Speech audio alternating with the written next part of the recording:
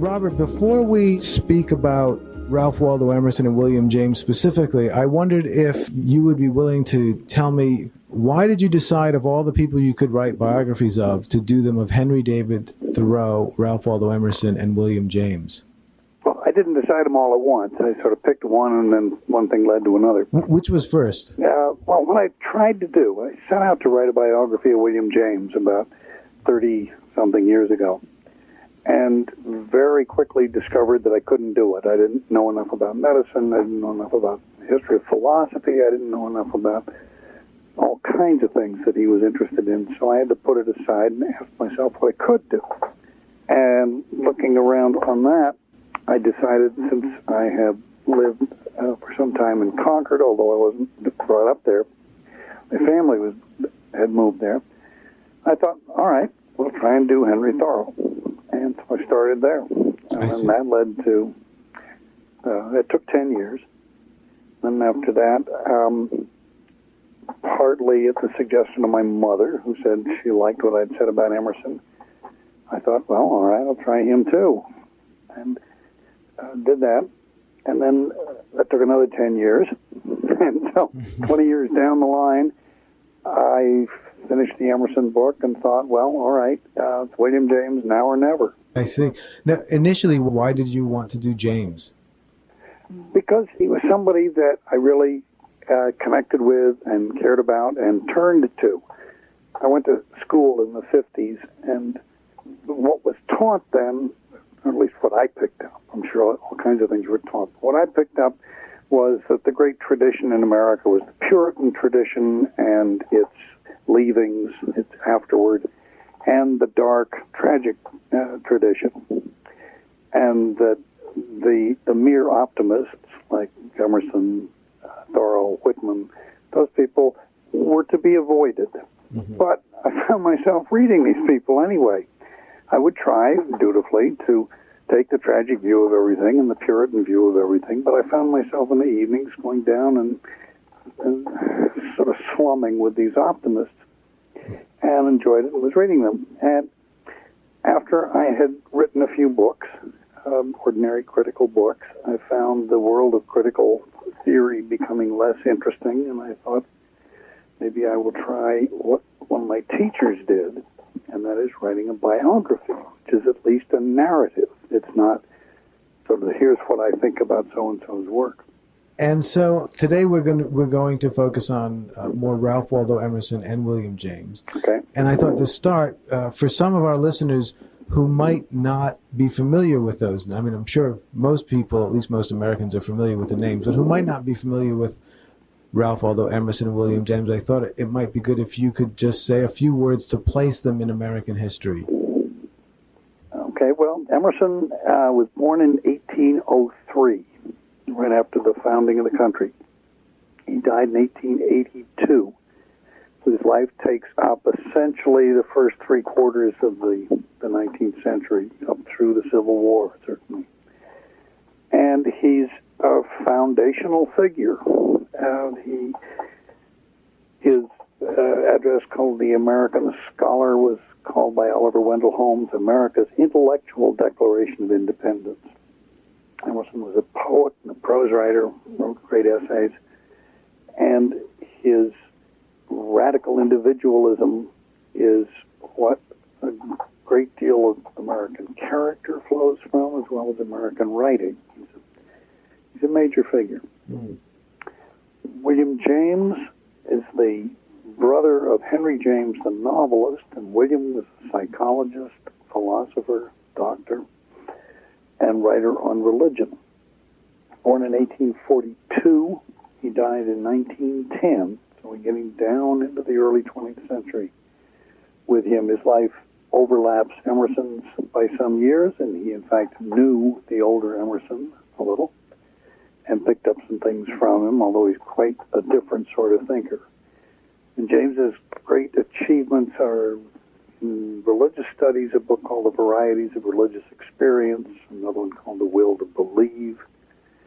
In psychology, he wrote the first great and generally accepted account of psychology as a science, as a physiology-based, a lab-based, a body-based account of the mind.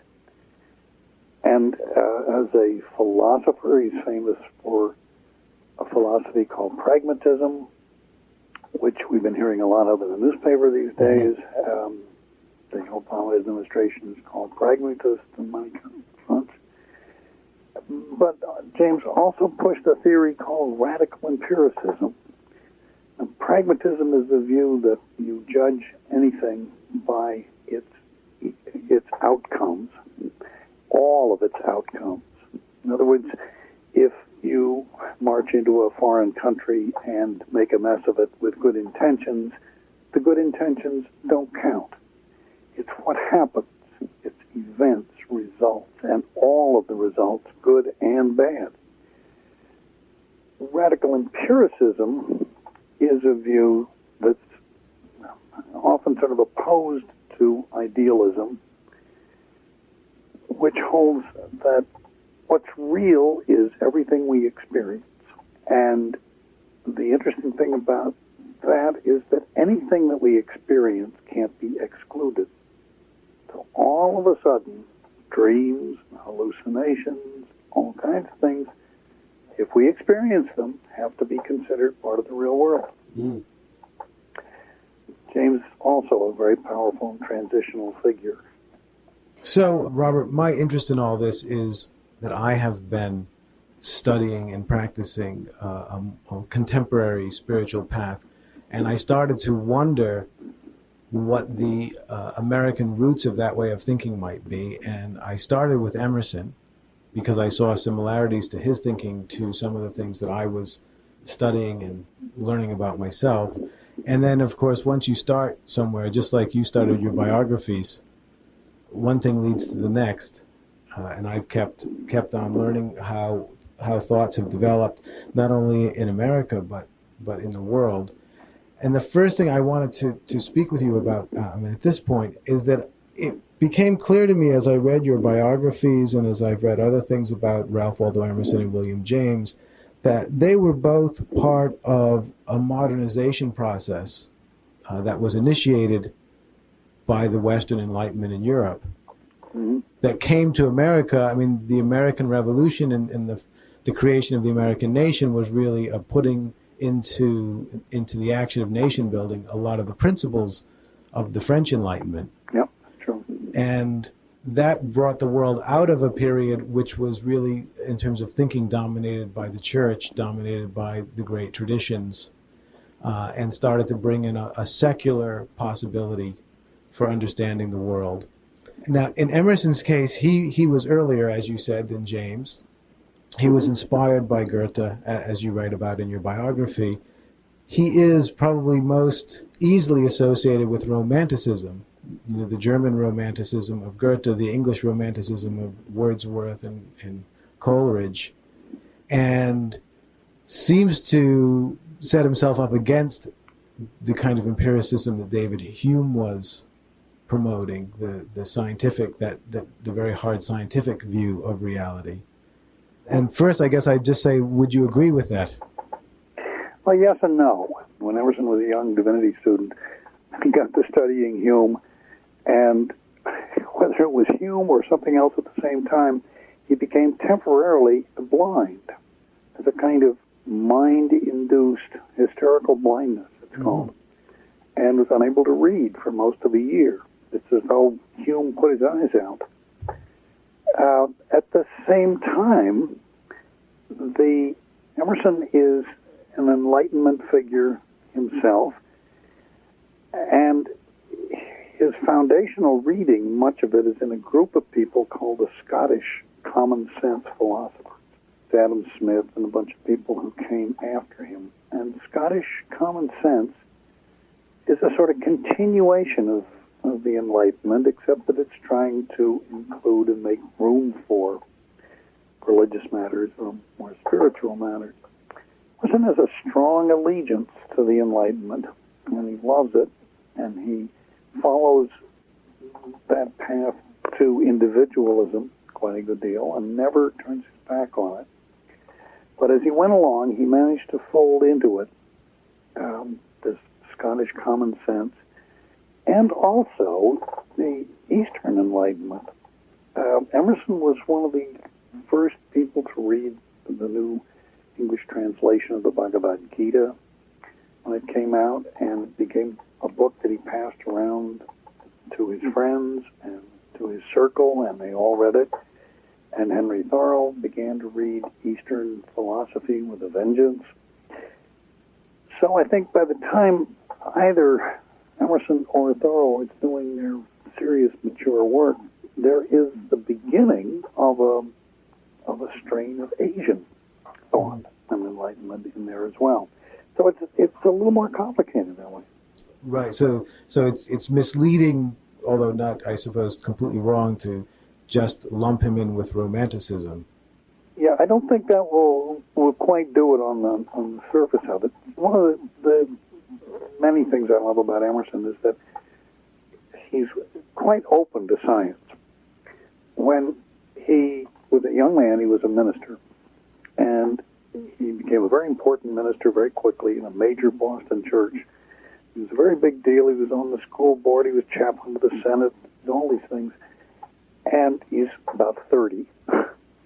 And his wife suddenly died tragically of tuberculosis, and he went to Europe to recover. And when he came back, he was going to be a scientist. He said he wanted to go into natural history. But he quickly discovered that he wasn't trained for it. And he was not going to be a scientist. He had too much else going on. And also that there was no way to make a living as a scientist at that time in those days. But his openness to science, his interest in it, his love of it, it was called natural philosophy back then. Mm-hmm. And any effort to understand nature, which is the title of Emerson's first book, great book. Any attempt to understand nature is science, part of science. So Emerson comes into this, yes, with a Western Enlightenment stick, with an Eastern Enlightenment stick. He's pro-science, and at the same time, he's also in favor of the spirit and religious enthusiasm. Because Emerson, as you said, he began his career as a minister, as a Unitarian minister, eventually left the ministry, but from what I have read, what he was always interested in was the individual's direct experience of the divine. Right. He's interested in religious experience, which will be the same story with William James later on. That means he is really not interested in churches. He's not much interested in the Bible. Emerson almost never quotes the Bible. He's not interested in religious figures, bishops, clergymen, religious ritual or religious forms. What one might call institutionalized religion. Simply had no more interest for him. Mm-hmm. And to the extent that he's religious, he's interested in personal religious feelings, experience. So if we jump ahead, as you had said, Emerson's work was really in the first half of the 1800s, and then William James in the late 1800s, in the first decade of the 1900s. But William James really came at a later period of modernization. He really did, yeah. And I think specifically, at least from my reading, it was the publication of Darwin's Origin of Species, which created a very radical shift in the way that people were thinking about science. And it certainly seemed to have a big impact on William James and his circle of early colleagues called the Metaphysical Club, which included Charles Peirce and Oliver Wendell Holmes. And in some ways, they seem to be applying the same kind of thinking that Darwin applied to biology. They were applying it to philosophy and psychology, or at least James was. Yeah, no, I think that's true. The Origin of Species comes out in 1859. And in January, I think actually it was published in December of the previous year. Within a month of its publication, people were talking about it in America and at Concord. And Henry Thoreau became very quickly a pronounced Darwinian advocate. Mm-hmm. And Emerson, who had long been a friend of Louis Agassiz, who was the chief opponent of Darwin, right, nevertheless read it and was interested in it and could see that it was the way things were going. But when James took it up, and he got to it fairly early, it really became the guiding principle for much of his early thought. I mean, I think he understood Darwin profoundly, and you can see it when he writes about Darwin. And he writes, in one place, he makes a kind of Darwinian explanation of why we have consciousness. And the Darwinians ask, when any organ or any attribute of any creature or animal is mentioned, what advantage does it convey in the struggle for life? Mm.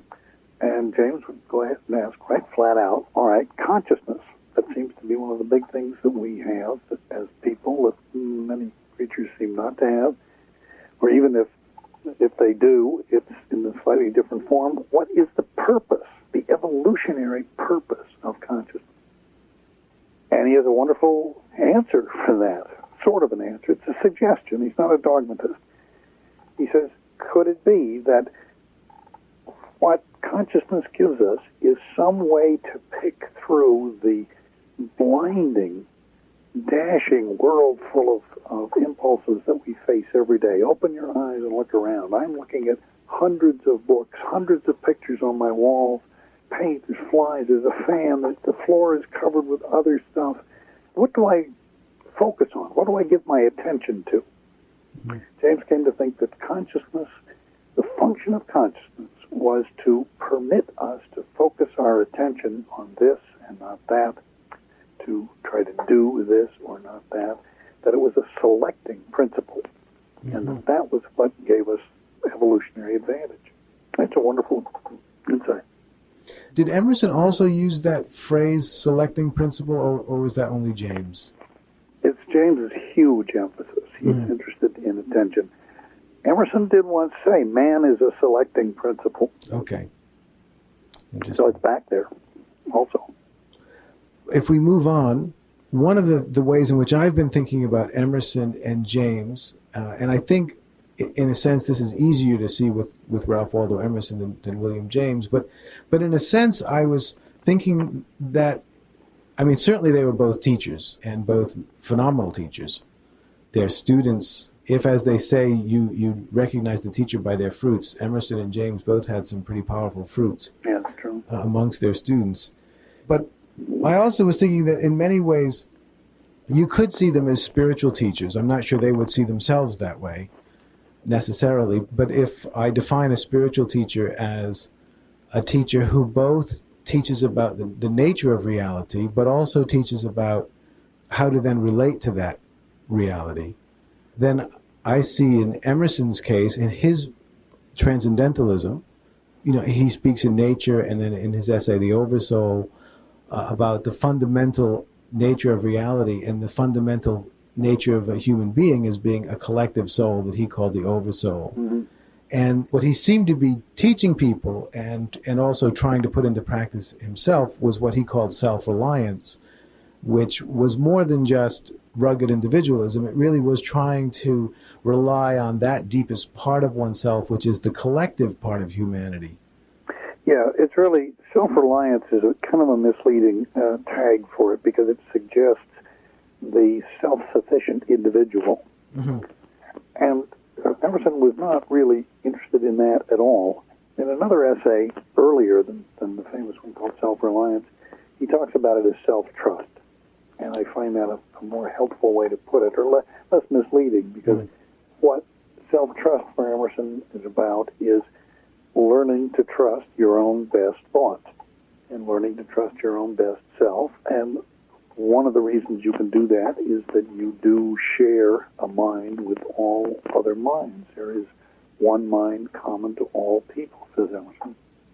I remember there was one part in your biography where I believe it said that Emerson, when he would walk around, would remind himself to be self-reliant.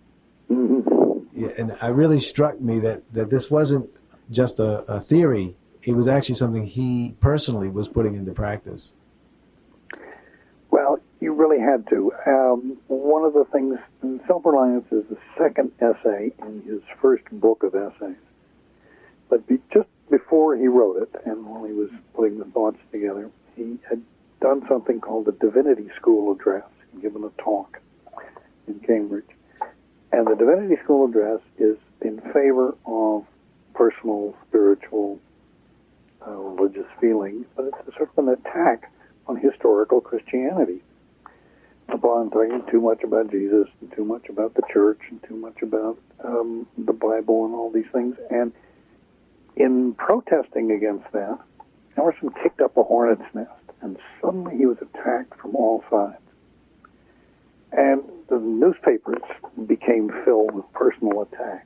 And mothers would take their children and cross to the other side of the street to stay away from this sort of mad dog that he had become in the public papers. And then at that point, he had to face the real business of self-trust. To trust what he had said, to trust what he had thought, even though he was being attacked and assailed for it. I think I didn't realize the magnitude of the attack. Well, it was enormous, and I may not have spent enough time emphasizing the reaction to it, but it was far more attention than anything he'd ever said was given to the Divinity School Address, and almost all of it negative. Right. And suddenly he had to face the fact that he was a pariah and he was not saying what the people wanted. And he had to stick it through, and he did. Mm-hmm. The thing I did remember was that even a year later on its anniversary, the firestorm was still coming at him. So that certainly implies that it was quite a backlash. And then the American Scholar Address that you mentioned earlier, that was after Self-Reliance. Well, no, actually, I think it's before. Mm-hmm. The American Scholar is, Thoreau may have heard it in graduation. I think it's 1837. Mm-hmm. And Self-Reliance grows out of sermons and things that Emerson had been working on through the 30s, but it was not published till, I think, 41. And in the American Scholar, he really was calling for a certain American independence in scholarship. And as I remember, he was advocating no reliance on history, but on finding a true, I would say, an autonomous or an original American scholarship. Yeah. It's true, although one has to also face the irony that this was a man who read everything and read compulsively. That's right. Yeah. I certainly noticed that from your biography. The amount of material he would read in any given month was somewhat staggering. So he's really not saying don't read history. Right. He's just saying you read history as though it were the commentary and your life is the text instead of some other life. Right. If you read with your own life in mind, then almost anything can be useful and can help it. You just don't want to be lured away from the main topic. And again, if we move to James, I mean, one of the things I was struck by in your biography was the period towards the end of William James's life where he had been asked to give a speech on the 100th anniversary, I think, of Emerson's birthday. Right. And he spent some time prior to that rereading all of Emerson's work. And he seemed to ingest the essential teachings of Emerson, the self-reliance, in a way he hadn't before. And at least from what I read in your biography, it seemed that it almost fueled some period of time that seemed to last a couple of years maybe, of incredibly creative outpouring of his. That's right. I mean, he does the Emerson address. He has to get it ready for 1903 to give. And this is right when he's at work on the varieties of religious experience. And so Emerson feeds into that very much. And when James first was aware of Emerson and knew Emerson, he was perfectly capable of making fun of him or drawing little cartoons about meeting the great man at a shoe shine shop in Cambridge. But he was also reading his poetry and the other stuff so that he was both able to make fun of one of his father's friends and a much older person, and at the same time recognized that there was something there and something for him. When he reread it all, he sometimes would write in the margin, my idea exactly, or fits my philosophy too. Right. And you can see him comparing himself already to Emerson. it's interesting because many of Emerson's ideas and James's ideas match, and yet in a certain very fundamental way, their philosophies don't really match at all. Oh, they're quite different. Emerson is really in the idealist tradition. Mm-hmm. He's a Platonist, loves Plato, loves the idea that there are general ideas, there are large patterns to everything, to the world, and that we are just little examples of it. And James is really a radical Aristotelian on the other side and does not believe in a Platonic world of perfect ideas. He says a Platonic idea is as much a myth as the Jack of Spades. Right. And yet, as I had said about Emerson, there's a certain way in which you can almost see James as a spiritual teacher in a certain way. Oh, very much so. Because he does have a worldview that it's not idealism, it's anti-metaphysical.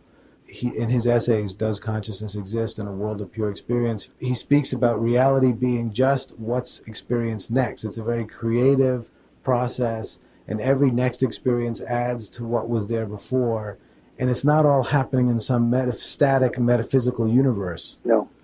So he sees the universe as pluralistic. It's a lot of things are happening, a lot of things are being creative. It's not just one landscape that we all exist in. That's right. And so that's his sort of, if Emerson taught about the oversoul and the deep underlying unity of humanity, James taught about this creative process, which was the universe. And if Emerson spoke about the self-reliance, which meant relying on this deeper humanity, James taught pragmatism, which was to always look at, as you said earlier, always look at the effects of your actions, see how what you're doing is playing out in this world of ongoing experience. Yeah, the actual results. And in a sense, he was practicing pragmatism in a similar way to Emerson practicing self-reliance. What's appealing about both of them is that philosophy for them is not just some little spiderweb of words that they do for profit or to get tenure in some school. It's really to be immediately applied to the business of living. Mm-hmm. Right. And that struck me, reading this, because I've been someone who's interested in philosophy and spirituality for some time, but somehow the American philosophers, you don't tend to bump into them as much as the European philosophers. And it struck me reading first Emerson and then James, and since then others, that there's a particular part of the American character which does tend to be utilitarian, and that may have its good and bad points, but it means that philosophy is seen as a tool, as something that should be useful, not just an exchange of ideas. And James's ideas about psychology were the same things. He was not interested in the academic mapping of the mind. He was interested in psychology as a therapeutic tool, something that could actually help people who were in trouble. Right. And James was a very great teacher. I mean, he really, of course, was an actual teacher. He taught at Harvard for many years. Emerson was a teacher in a different sense. He didn't teach in the school, although he said that if he'd ever been offered a professorship in a country college, he would have taken it. Mm-hmm. But he never was, and he never did. And I think he was fine with not being in it. James was a teacher all the way through. And he was the kind of teacher, did a lot more than just show up for class and talk for 50 minutes. He made friends with all these students. He took all these students in. He took in Jewish students when they were not welcome elsewhere in Harvard. He took in black students when they were not exactly welcome elsewhere. I mean, they were admitted, but they weren't made much of. Mm-hmm.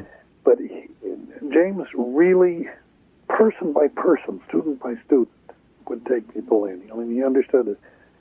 This was Bruno Bettelheim later, who said the only real weapon a teacher has is the threat of withdrawal of affection, which means that the teacher cares for these people that he or she is dealing with. Right. They both created powerful movements around themselves, Emerson, transcendentalism, and James around this philosophy of pragmatism.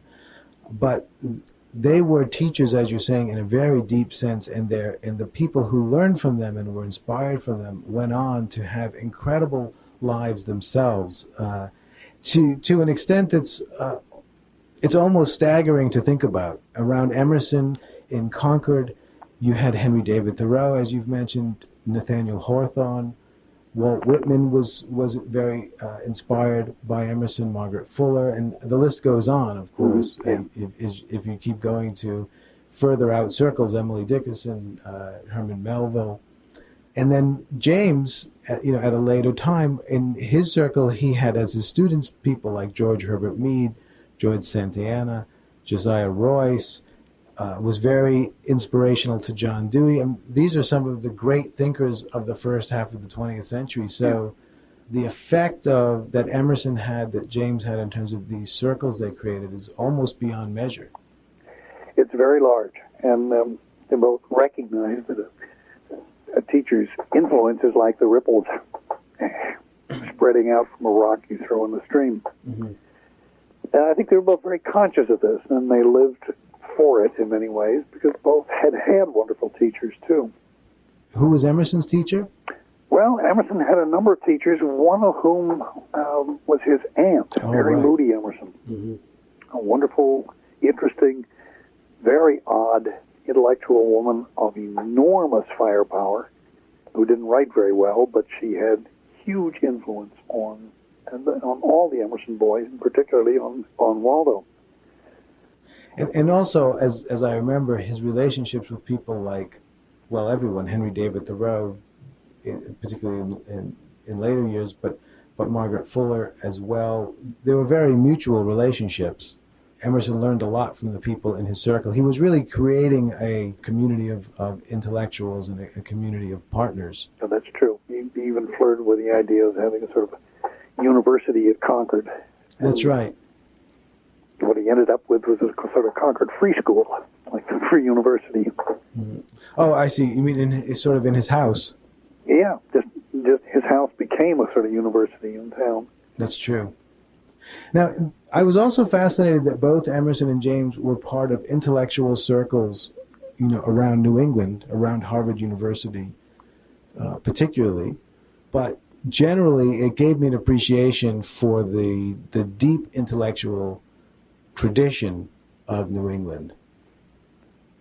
Well, it does go back quite a ways, and because people who are not from New England really get tired of hearing about New England sometimes, and I don't blame them, but the remarks made by a man named Lowell when he was founding the Lowell lectureships, he looked around New England and he saw that the soil was so poor, that there were so few natural resources, that there was so little manufacturing and so little water power, that he thought if the region was ever going to amount to anything, it would have to be in education. Mm. And so it was a sort of despairing last choice. I mean, if you could be a great manufacturing power or sea power or something like that, you might do that. But New England had nothing else going for it except education. Mm-hmm. So they made the most of it. And so, Robert, as you said earlier, it sounds like you devoted 30 years of your life to bringing the lives and the ideas of Thoreau, Emerson, and James in the forms of your biographies. What is it that these great intellects, these great men, have to offer the world today? Well, I think they have as much to offer as they ever had. Emerson talks about the almost unlimited power of the single individual. Mm-hmm. And he doesn't mean individual cut off from the rest of humanity. As you've said and noticed very shrewdly, Emerson believed that there is an oversoul, that there is a common mind, that we're all part of it. But the part of it that each of us is in charge of needs to be insisted on, needs to be grabbed and made something of. And both Emerson and James, I think, would subscribe to something that's more recently been called democratic individualism. This is sort of the form American society has to take if it's to work. Mm-hmm. It must be democratic, but it must deal with each person as an individual, too. You don't just have broad classes of people. You don't just have kinds of people. You certainly don't have stadiums full of non-entities. If democracy is to work, it has to honor each individual and every individual. Mm-hmm. And I think I get a profound sense that both Emerson and James believed this, and their work lays a foundation for making it happen. That makes sense. I mean, it's interesting because, as we've talked about, the two philosophies are quite different. But in another sense, they do seem to follow one from the other, particularly in this accenting of the individual. The place of the individual, Yes. And as you said when we very first started to speak, pragmatism is a word that's coming up more and more recently. It is. Particularly with our new Obama presidency. I always wonder when I hear people refer to Obama as a pragmatist if they mean it in the sense that James would mean it, or if they mean it more in the sense of someone who'll get the job done. People use the word awfully easily just to mean whatever works at the moment. Right. And that's, of course, not the real deal. The real deal is it's whatever works at the moment for the most people for the longest time. Right. In other words, it's all the ramifications, not just one or two. That's right, because often people see it as a kind of selfish, do what works for you philosophy. No, it's do what works best for all of us. Right, and that's why James was often referred to as a moral philosopher. That's right.